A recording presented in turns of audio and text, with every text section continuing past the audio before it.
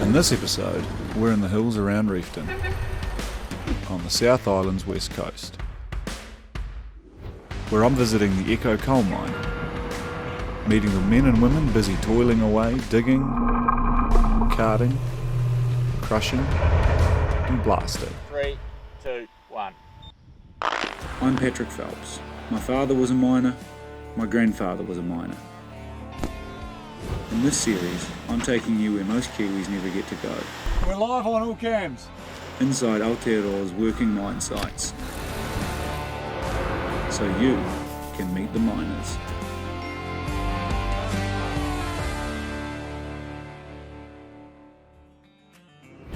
Echo is an open cast operation producing specialist low ash coking coal for international customers. Much of the coal is used to manufacture steel and silicon metal, a component in many electronics, solar panels and other industrial products. Mine manager, Eamon, oversees the site's operations. Overlooking the pit, he talked me through the people and the machinery involved in winning coal. So we've got 27 workers directly employed by Francis Mining. We've also got prime explosives, which they have 7 or 8 workers up here to do drill and blast for us. We run 2 production diggers, a 95-tonne Volvo and a 75-tonne Volvo digger. Our coal production digger is only a 25-tonne zero swing digger that, because of the geology here, it's needing to move the bucket around with a tilt hitch and that to be able to produce the coal cleanly, because we don't wash our export coal, we dig it clean enough to be able to dry screen and export. And we also have 17 dump trucks that look after the overburden removal, the coal production.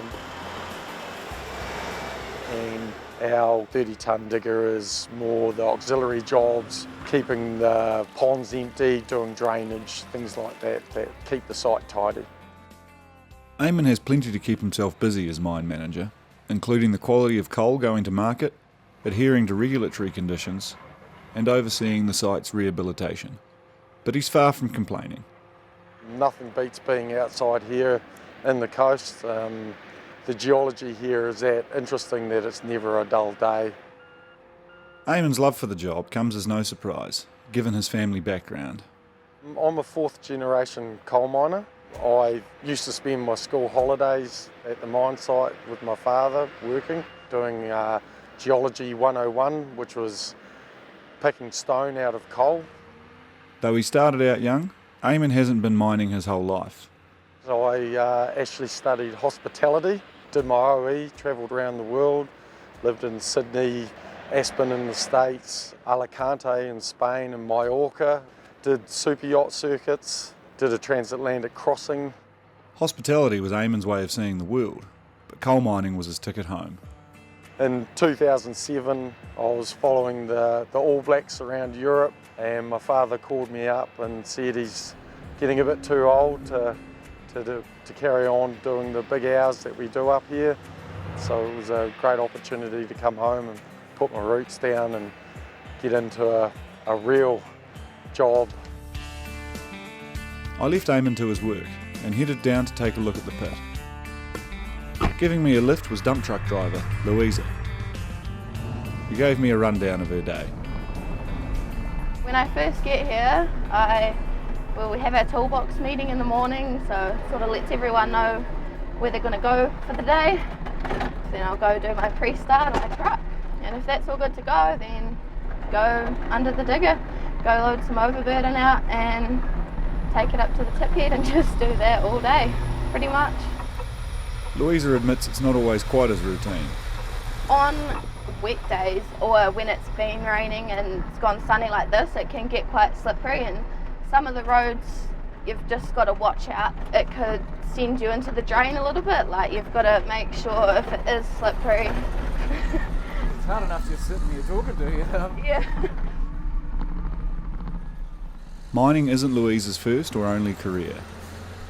Well, when I left school, I worked at a cafe, and that was pretty cool. I like cooking and didn't mind making coffees and that, but I didn't think I'd want to do hospitality for the rest of my life. I asked Louisa what she liked about her switch from a cafe to a coal mine. It's sort of always changing, like the pit's always changing, and I like not having to be so stressed about, because it's a lot different than hospitality, and I just really enjoy driving. Down at the coalface, I met pit supervisor Phil. Basically the lowest point of the mine. He explained to me the different coal seams, plural, that the team are mining. We've got the three major seams here, the Collis, the Corcoran and the Basal sequence. Between the three seams, we'll mix the coal. We've got some that are slightly higher in sulphur, some that are less. So between the three seams, we can generally get a blend that's, that's a sellable product. I wanted to know more about how the miners and their machines can extract the coal from the seam so cleanly that it doesn't need washing before being exported. A lot of the time I'll go and mark where the coal is. I'll just put dazzle dots around the edge of it, and then the bigger dip machines will come up within like a metre of that coal. And then basically the smaller machine with a cleaning bucket will come in and he'll just trim off the last little bit. Because the seam's so twisted that we really need those tilt hitches on those machines.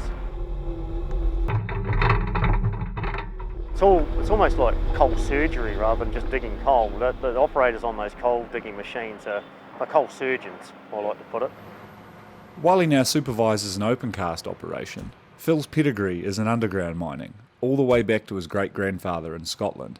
Phil made the somewhat reluctant move into daylight relatively recently. Do you miss the underground side of things at all? I do, yeah, I really do. I love me underground. So it was a big, change. It was quite tough for me for a start, I'd have to admit. I was on a dump truck for the first 2 years. From being so active to sitting on a truck was quite tough. But I'm really enjoying my role now. Good morning, everybody. Morning, Mr. Hamill. Getting to talk to all the guys, get to chat with all the different operators. Just make sure and look out for their safety. As I looked out at the pit crew, I could see the explosives team preparing for their next shot. After the break, we'll find out what they're doing and take a look at something like this. Wow. As well as seeing where the coal ends up and getting a closer look at what goes on in the workshop.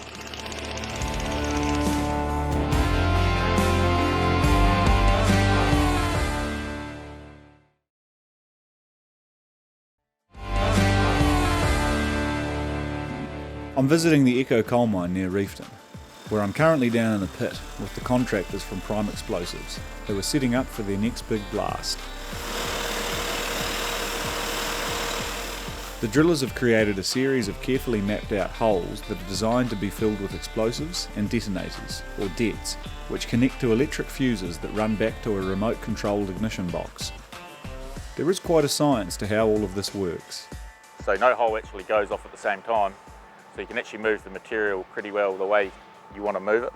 Like since we've got coal there, we sort of want to pull it off the coal and not sort of shoot it into it. And we don't want too much to go over the side here because we've got the pump down there. Yeah. So we want to probably just try and pull this up into the middle. The aim of the blast is to break up the rock that sits above and around the coal seams, so the diggers can then move it out of the way. Everything is calculated to move as much rock as possible without damaging the coal. It's all about the teamwork between the driller and the shop crew. Everything the driller does has to go back to these guys so they know how much bomb they need and what gear they need. If you're anything like me, you're wondering what that bomb actually is. So it's just an ammonium nitrate diesel. It's pretty well all it is. The ammonium nitrate Frank's team uses comes in prills, small spherical granules, essentially the same stuff used for fertiliser. As you'd expect, putting fertiliser into holes doesn't make for easy explosions, so there is some special sauce involved. We have an emulsion that's pretty well based ammonium nitrate as well, but that waterproofs the prill because you can't just put the straight prill in wet holes because it dissolves and won't go off. Nah. Frank talked me through what it takes to get the job of putting together bombs and blowing up rocks. So you've got to get your handlers for explosives and then CSL, which is controlled substance licence. So you got to do courses and whatnot, but it's not too bad to get. as long as you don't have a criminal record. Frank offered to let me push the big red button on all this later in the day, so with that to look forward to, I followed the dump trucks up and out of the pit to the coal tip head, above the run of mine, or ROM, where Echo's coal is sorted, crushed and sent on its way to customers. It's important to make sure all the coal leaving the mine is the right quality and the right blend for each buyer. I caught up with dump truck driver Ange at the top of the tip head and asked her to talk me through her role in the continuous sampling process. I've got a shovel and a bag in the back depending on what seam we're on. I've got certain bags with what seam we're on. Jump up and reach over the top, grab a shovel full of the coal, pop it into the bag, and that goes in, and every load I bring here gets a sample. When we've got a certain amount in the bag, it gets sent away and sampled for ash and sulphur. Not every driver does this sampling, and Ange has the right mix of youthful energy and years of experience to be trusted for the job. I've driven heavy vehicles for 23 years, so yeah, ran a concrete plant in Tākika and buses, and yeah, so I've been in heavy trade for a few years. And what brought you to Reefton from Golden Bay? House pricing. Yeah, simple as. Yeah, house prices. Golden Bay's got more sun. No, I love it. I actually love it here. Truck driving on a steep, busy site like this requires real focus. But there can also be long waits as the digger operator loads the truck. I wondered if Ange has ever struggled with that aspect of the job. Not really. You look around and read a book. Do a lot of reading. Keeps your knowledge up. So how many books would you get through? Probably 2 a week. Sure. Yeah. Oh, so what sort of books do you read? Oh, just crime thrillers, really. Yeah. Keep the brain active, see what you can do. I thought I'd better let Ange get back to it before I found out how much she'd learnt from those novels. And as a light west coast drizzle began to fall, I heard there was a dozer breakdown just up the hill. While the engineers worked on getting the D10 back on the job, I took the chance to talk to its temporarily idle driver, Muff. Been here 6.5 years now. Previously I was at Stockton, and then I did a bit of earth moving after earthquakes in Christchurch, and then came here basically. So you've been sort of earth moving your whole life? Or? No, I was a fisherman until I was 48. Oh shoot. What made you decide I'll go and get into earth moving? There was a lot of fishermen that retired as well. I went up to Stockton and was home every night with a cooked feed, and basically, yeah. Having made the move from fishing to driving machines at 48 years old, I wondered how long it took Muff to master his new craft. Oh, quite a bit to get to know everything so you could work it without having to think about it. Yeah, it just becomes sort of second nature. Yeah. Not all bulldozers are doing the same job on this mine site. And Muff's big D10, with its correspondingly big fuel bill, is tasked with the heavy jobs, like pushing the countless truckloads of overburden being relocated here. Shifting a hill from somewhere and putting it somewhere else, Yeah, basically. and how long a project's that? Oh, I'll be well retired. Amon reckons we've got 3 years here. I'm 67 now, so I won't be here. Yeah, I'll be out fishing again. Muff's fishing career Mark II would have to wait as the D10 roared back into life. By the time he was back in full swing, the engineers were already back in the workshop. I headed their way and found them giving one of Echo's 17 dump trucks some TLC. Seeing the team work on this Wrigley up close was a great reminder of just how big the gear really is. And that's the way Dylan and the team like it, even if it's not the easiest of work environments. You learn to love it. You learn to love being in the mud and the gunk more than you do being clean. Tilt forward a touch, please. The people in the industry have a bit of a passion for what they do. A lot of them wouldn't do anything else. They just eat, live and breathe it. That hub should spin, eh? You're playing with the latest technologies and the biggest gear, and it's very interesting, and it can take you all around the world. And this job has taken Dylan all around the world. After completing his apprenticeship in Taranaki, he found his first mining job in Mongolia. Found an 8-week contract on Trade Me as advertised at the tail end of the season, and yeah, went over and did that just for something different. 3.5 seasons. The season was 8 months on, 4 months home. You flew into minus 35, 50-degree summers, and then got snowed out, basically. The mine site was more than 6 hours taxi ride to the nearest town, But despite its remoteness, this was no small operation. 50 odd diggers, 140 dump trucks. It was huge, yeah. His pit made our one here look small, to be honest. Feeling like I needed to add the mines of Mongolia to my bucket list, I left Dylan and the engineers to it, and went to learn about the mine's world-leading water treatment plant. Nowhere else in the world do they do this. And caught up with the explosives crew as they geared up for the Big Bang.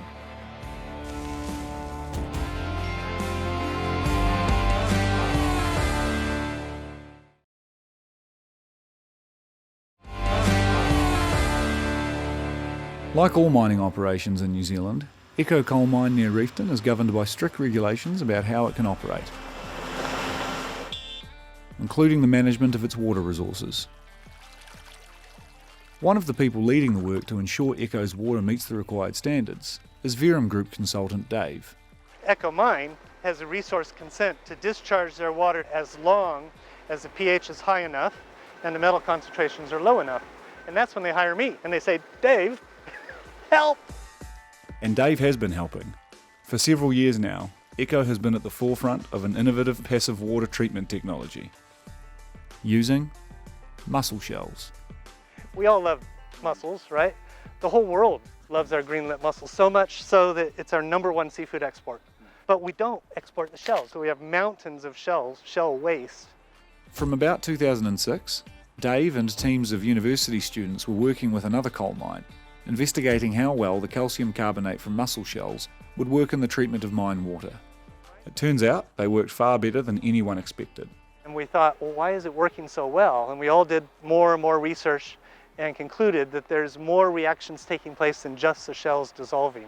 When they harvest the shells, there's bits left behind in the shells. You know, all up, it adds to about 10% by mass of extra mussel meat. And that mussel meat feeds sulfate-reducing bacteria, iron-reducing bacteria. So these systems that we build are actually bioreactors. Echo wasn't involved in Dave's initial research with mussel shell reactors, but mine manager Eamon was an enthusiastic early adopter. At the time I said, well, it'd be safer just to put in an active treatment plant because these mussel shell reactors are kind of new. We don't really know how well they're going to work. But Eamon, he just said, no, let's give it a go. Let's give it a go. Well, we not only gave it a go, but we built the country's largest one.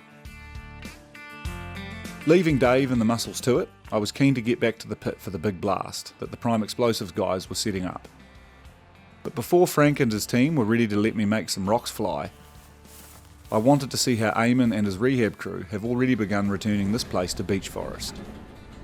At the 13-year mark, we're looking at 8 to 10 metre high beech trees, and in another 10-12 years the beech will be well ahead, well established, reseeding, and we will have a fully re-established beech forest. Because this is public land, Echo has paid a bond to the Department of Conservation that is only released once they establish 40% canopy cover. That is the diameter of the tree covering at least 40% of the ground around it. So we go for a time frame of 10 years to make sure that we reach that 40, and we're achieving it 2 years earlier using this method. That method is a rather unconventional approach of starting with grasses rather than tree seedlings. Basically start off with a sowing of Lotus Major, Brown Top and Yorkshire Fog. That then starts a process in the ground creating humus, a soil layer, and the Lotus Major actually has nitrogen nodules that puts nitrogen in the ground that then assists with getting the plants growing. Little wee white dots there. Eamon credits the development of this method to forestry guru Russell Fitzgerald. Initially, Eamon says, people had doubts about how effective grasses could be. There was a bit of pushback on that, but the results speak for themselves, and the grasses get that established, and within time the grass dies down underneath the trees and the litter from the trees cover the ground, and we get the natural ground cover that we have in the existing forest around us. I heard a Wrigley heading in the direction of the pit and my date with a detonator. So I took the chance to jump in with its driver, Rodrigo.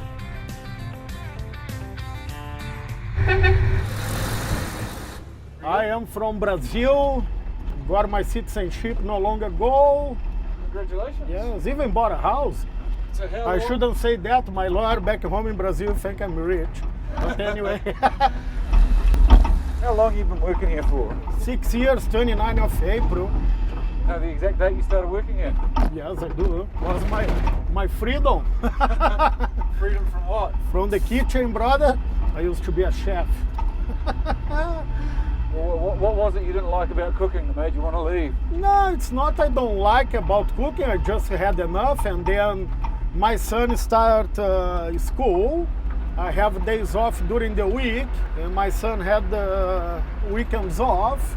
So it wouldn't match at all, you know, to me. Like, I'm not gonna be without seeing my kid. Rodrigo decided Echo was the place for him, more than a year before he got an actual opportunity here. I text Amo every month at the same day. It's my name coming up. When I coming up to work with you, and then one beautiful day he called me. You know, yeah, your name is up, brother.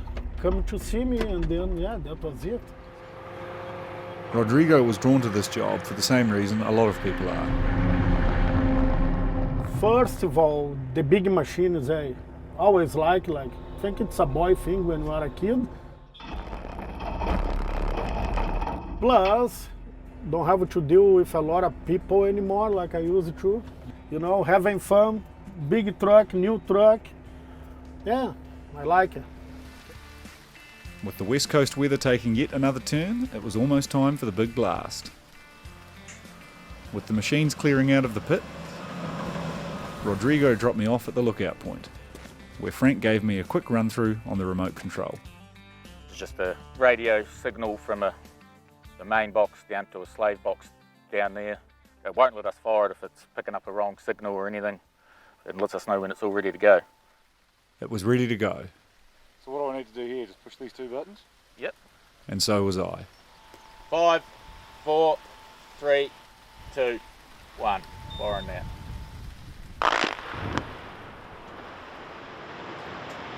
That was good. Yeah, it was going to be tidy. We all headed down the pit to see the impact of the blast, and there was certainly plenty of impact. But, as Frank had described, the rock had been pulled away from the coal with surprising precision. It's a nice boulder. Yeah, I seen that. With that, it was time to let the pit crew get back in and start moving rock. And it was time for me to hit the road. Thanks to everyone at Echo that showed me around their mine and shared a little of their story with me. Make sure you catch us next time as we visit more New Zealand mine sites and continue to meet the miners.